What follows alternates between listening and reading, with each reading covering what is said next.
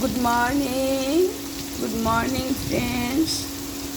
সবাই ভালো থাকো, সুস্থ থাকো। আমি আজকে ব্লগটা শুরু করেছি। যারা ছোট আমার থেকে তাদেরকে আমি তুমি করে বলছি, আর যারা বড় তাদেরকে আমি আপনি করে বলছি। কথার মধ্যে ভুল ত্রুটি থাকলে ক্ষমা করবেন।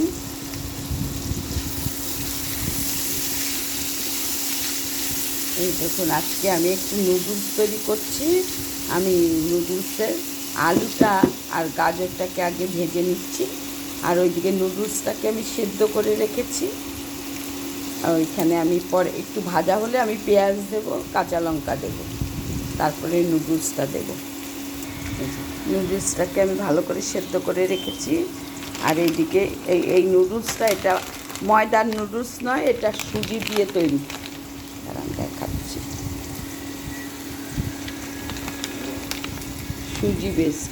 সুজি দিয়ে তৈরি নুডলসটা।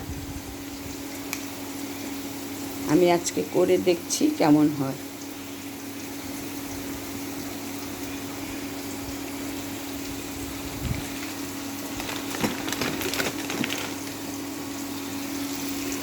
আমার ভাজা হয়ে গেলে আমি একটু পেঁয়াজ কাঁচা লঙ্কা দেবো।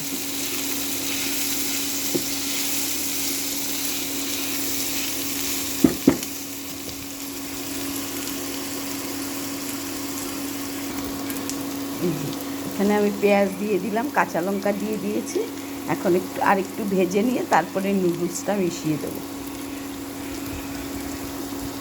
হলুদ ব্যবহার করিনি, সাদাই করবো আজকে। আলু পেঁয়াজটা প্রায় ভাজা হয়ে এসছে। এবারে আমি দেখো নুডলসটা দিয়ে দিচ্ছি।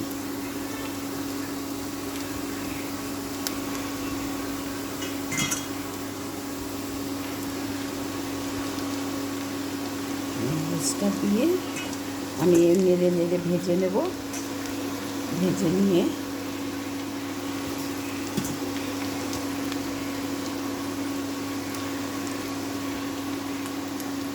নুডলসটা দিয়ে দিলাম।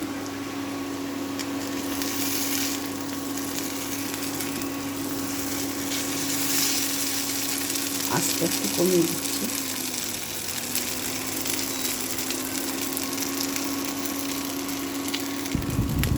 বন্ধুরা, আমার নুডলসটা হয়ে গেছে। এর সঙ্গে তোমরা ডিমের পোচ করে নিতে পারো, নিয়ে খেতে পারো, খুবই ভালো লাগবে। আমি একটু মশলার গুঁড়ো, বিট নুন ছড়িয়ে দেবো।